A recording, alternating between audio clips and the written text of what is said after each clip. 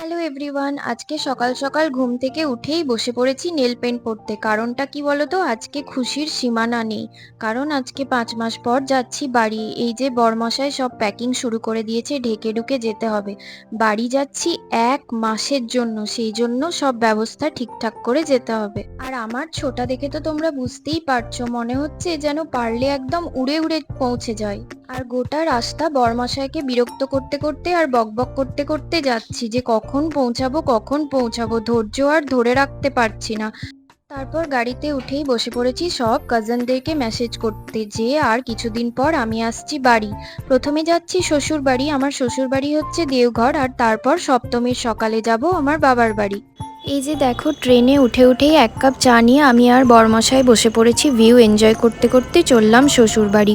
প্রথমবার বিয়ের পর শ্বশুর বাড়ি যাচ্ছি বলে আমি তো ভীষণ এক্সাইটেড।